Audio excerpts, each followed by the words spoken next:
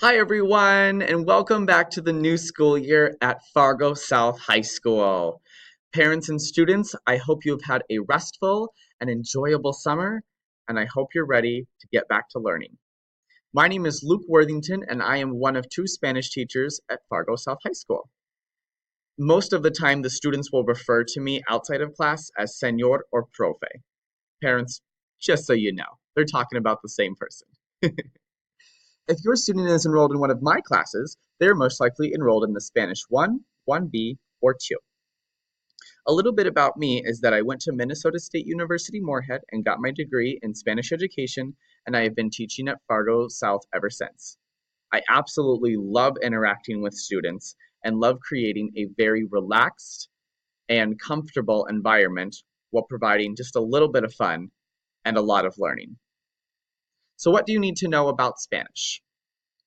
So, if you have taken language before, most likely you spent a lot of time studying vocabulary lists, filling in grammar conjugations, and potentially memorizing dialogues. And it was probably a lot of work.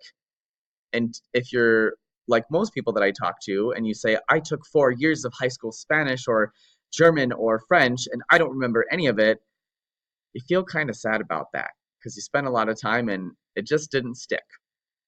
So over the summer, I've done lots of research, and here's what I have come up with. In my class, we are going to do something completely different. We are not going to focus on learning, because learning is something that you actively have to do. We are going to focus instead on something called acquisition. Acquisition is something that happens naturally. It happens to you. You do not put in the effort. So let me make a real life comparison. When babies are born, they do not have the ability to write, read, or speak. Okay? And so one of the things that they can do is listen. And over the first few years of their life, babies get tons of comprehensible input in whatever language is spoken in their home or around them. And eventually, when they're ready, they become toddlers, and toddlers begin to speak. Sometimes comprehensible, sometimes not, sometimes in one word fragments, sometimes in phrases, sometimes in full blown sentences.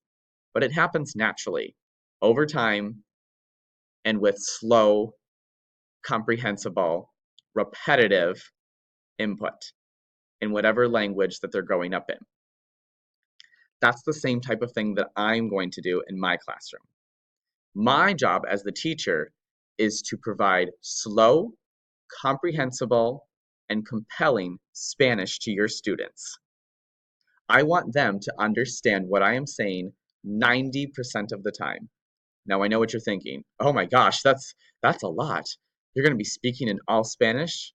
Relax. I've done this before and your students are in really good hands. Like I said, my goal is for them to be able to understand 90% of what I say. So what I'm going to do is go very slow, do a lot of pointing, pausing, even acting. I love charades. And eventually, the students will understand. Over the course of the year, the students will develop their skills in reading, writing, listening, and speaking. My main focus for this first level is for students to focus on reading and listening, as those are interpretive skills and those things happen to them. They don't actively need to produce anything. And over time, reading and writing will come afterwards. Now, if in order to be successful in my class, I'm going to be reusing a lot of basic words and basic structures over and over and over again to the point where the students are going to throw up their hands and they're going to say, Profe, you don't need to say that anymore. We got it. That means walks. That means I've done my job. And that means that the students have got it. So, but in order for students to be successful in my classroom, they need to attend every day that they possibly can. Because every day they are getting some Spanish magic, and every day is an opportunity for them to hear more comprehensible Spanish. So that later, maybe by March or April, their abilities will skyrocket and they will surprise you in what they can do.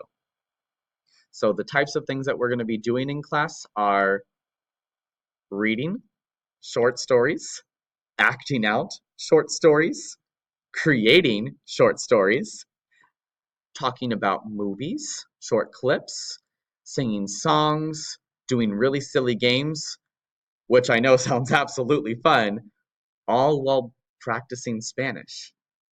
So, students, I hope you're ready to have lots of fun, and I hope you're ready to learn some really easy but amazing Spanish in my classroom. Parents, if you have any questions, please feel free to email me. I'll be sending you home a letter soon so that you can get all of the information that you may possibly need. Let's have a good year. See you soon.